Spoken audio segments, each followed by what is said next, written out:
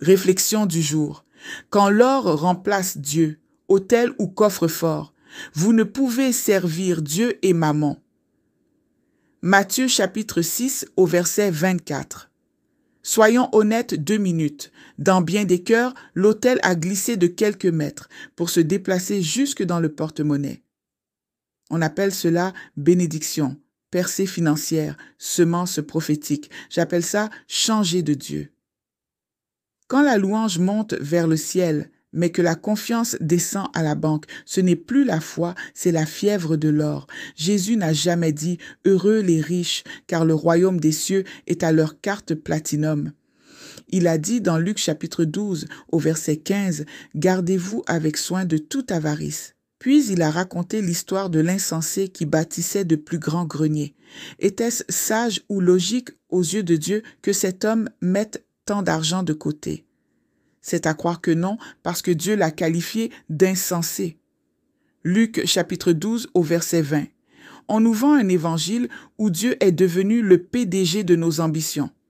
Soyons sérieux. Dans Acte 8, verset 20, l'apôtre Pierre dit à Simon « Que ton argent périsse avec toi, puisque tu as cru que le don de Dieu s'acquérait à prix d'argent. » Amen.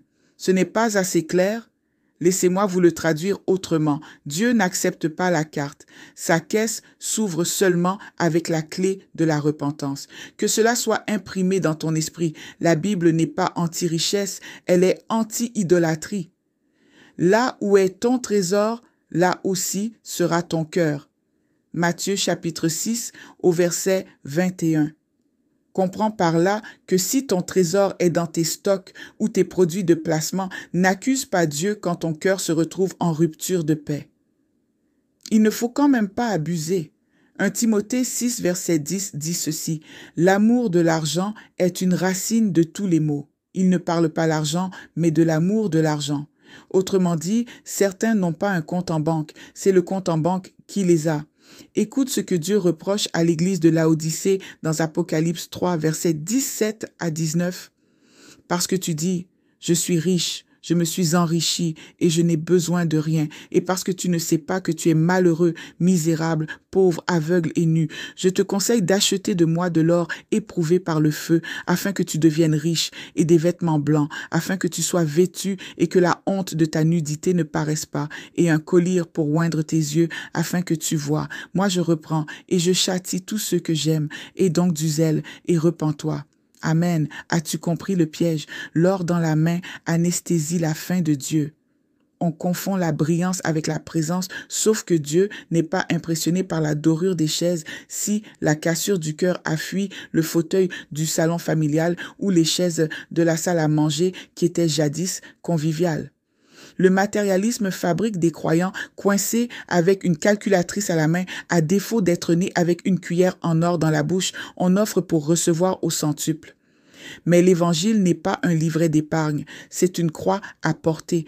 Et bonne nouvelle, la croix peut te délivrer de ton idole que tu appelles affectueusement mes projets. Ne te trompe pas d'autel. L'autel, c'est l'endroit où tout meurt, ton orgueil, ta sécurité dans les chiffres et dans ta paye, tes plans béton. Dieu bénit, oui, mais il bénit des cœurs libres, pas des cœurs liés, parce que celui qui se confie dans ses richesses tombera. Proverbe chapitre 11 au verset 28. Entre tomber par ses richesses et tenir par sa fidélité, choisis ton Dieu. Dieu n'a pas besoin de ton or pour briller, c'est ton cœur brisé qui lui va comme un diadème. Le ciel ne cote aucune action en bourse céleste de ton entreprise. Il pèse seulement l'obéissance. Et si tu veux investir au plus haut rendement, alors obéis à la parole la plus puissante de l'univers et sème la justice. C'est uniquement ainsi que tu amasseras un trésor dans les cieux. Matthieu chapitre 6 au verset 20.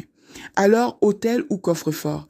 Si ton offrande est un deal, elle ne montera pas plus haut que le plafond et grandes sont tes chances de finir en prison.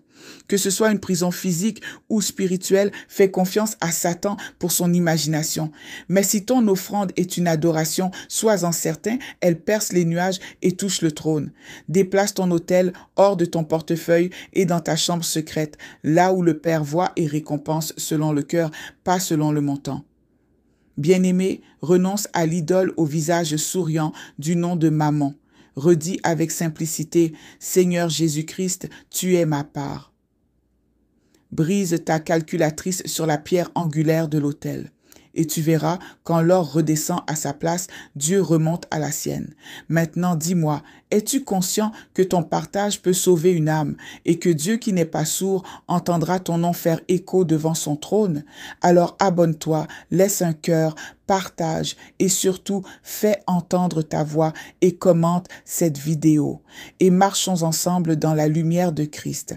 Et pour des exhortations encore plus profondes, rejoins-moi que ce soit sur TikTok, Facebook, Instagram, YouTube. Tu n'as qu'à écrire mon nom dans la barre de recherche. Là-bas, tu trouveras des messages complets qui transformeront ta marche avec Dieu. Bonne réflexion. Douce Colombe Couliard,